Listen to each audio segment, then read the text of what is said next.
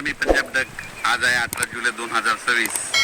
काल देखील रात्रभर आमच्या इकडे पाऊस झाला. परभणी जिल्ह्यात, बीड जिल्ह्यात देखील झाला. नागपूर देखील आमची इथं सदर देखील चालू आहे.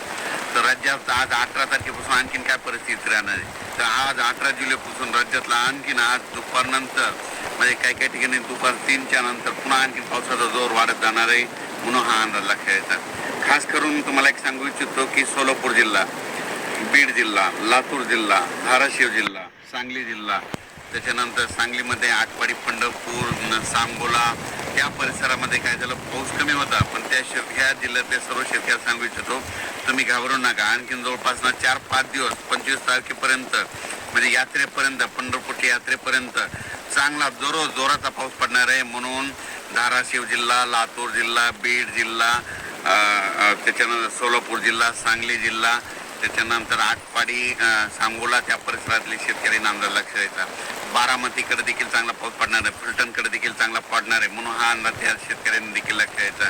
त्याच्यानंतर कोल्हापूरकडे देखील जोराचा पाऊस आज सुरू होणार आहे म्हणून कोल्हापूरच्या शेतकऱ्यांना अंदाज लक्षात द्यायचा. साताऱ्याकडे देखील मुसळधार पाऊस पडत, कोल्हापूरकडे देखील पश्चिमेकडे मुसळधार पडणार आहे म्हणून हे लक्षात द्यायचं. म्हणजे सांगायचं झालं तर रत्नागिरीपासून तर पालघरपर्यंत त्या संपूर्ण घाटमाथ्यावर आजपासून जवळपास 5 दिवस चांगला जोराचा पाऊस पडणार आहे म्हणून हा अंदाज लक्षात यायचा.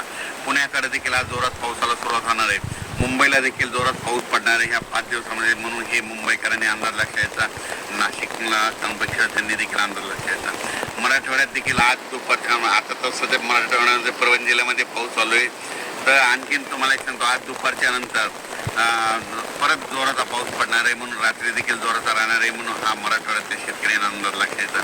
मराठवाड्यामध्ये जिल्ह्यामध्ये सांगायचं झालं तर हिंगोली जिल्हा, नांदेड जिल्हा, परभणी जिल्हा, जालना जिल्हा, संभाजीनगर, धाराशिव आणि लातूर या जिल्ह्यातल्या, मराठवाड्यातल्या सर्व जिल्ह्याला सांगतो की तुम्ही म्हणजे ह्या 25 तारखेपर्यंत चांगला जोराचा पाऊस पडणार आहे म्हणून अंदाज सर्व शेतकऱ्यांना लक्षात द्यायचा. कोणताच गाव आणि कोणता भाग वंचित राहणार नाही. दररोज पाऊस पडणार आहे, फक्त वेगवेगळा भाग कव्हर करीत राहणार आहे म्हणून हे अंदाज मराठवाड्यातल्या शेतकऱ्यांना लक्षात द्यायचा. विदर्भ 6-5-11 जिल्ह्यामध्ये वर्धा जिल्हा झाला, नागपूर जिल्हा झाला, भंडारा जिल्हा झाला, यवतमाळ झालं, तर अकोला, अमरावती, बुलढाणा तिकडे देखील त्या 11 जिल्ह्यामध्ये, गडचिरोली, चंद्रपूर तिकडे देखील म्हणजे आज 18 पासून पावसाचा जोर वाढत जाणार आहे. तर 25 तारखेपर्यंत दररोज वेगवेगळ्या भागात चांगला जोराचा पाऊस पडणार आहे म्हणून हा अंदाज त्यांनी देखील लक्षात द्यायचा. सर्वदूर एकदाच पडणार नाही, पण दररोज वेगवेगळा भाग कव्हर करत राहणार आहे म्हणून हे लक्षात द्यायचं. त्याच्यानंतर इकडे आपण उत्तर महाराष्ट्राकडे होऊन, उत्तर महाराष्ट्राकडे देखील नंदुरबार जिल्हा झालं, धुळे जिल्हा झालं, जळगाव जिल्हा, आज देखील बऱ्याच भागामध्ये विखुरलेल्या स्वरूपाचा पाऊस पडणार. पण नंदुरबार जिल्ह्यामध्ये मात्र 22 तारखेच्या नंतर म्हणजे 23, 24, 25च्या दरम्यान तिकडे देखील मुसळधार नंदुरबार जिल्ह्यात पडणार आहे. आणि नंदुरबार जिल्ह्यामध्ये जे काही छोटे छोटे तळे राहिलेले आहेत भरायचे, ते मात्र 25 ते 28च्या दरम्यान तिकडे जोराचा पाऊस पडणार आहे. आणि त्या भागात देखील त्या नंदुरबार जिल्ह्याला जीवदान ठरणार आहे म्हणून हा नंदुरबार जिल्ह्यातील शेतकऱ्यांना अंदाज लक्षात द्यायचा. धुळे, जळगाव जिल्ह्यात देखील ह्या आज उद्या सगळीकडेच म्हणजे आजपासून पावसाची स्पीड वाढणार आहे म्हणून त्यांनी धुळे, जळगाव त्या जिल्ह्यातल्या सर्व तालुक्यातल्या शेतकऱ्यांनी अंदाज लक्षात द्यायचा.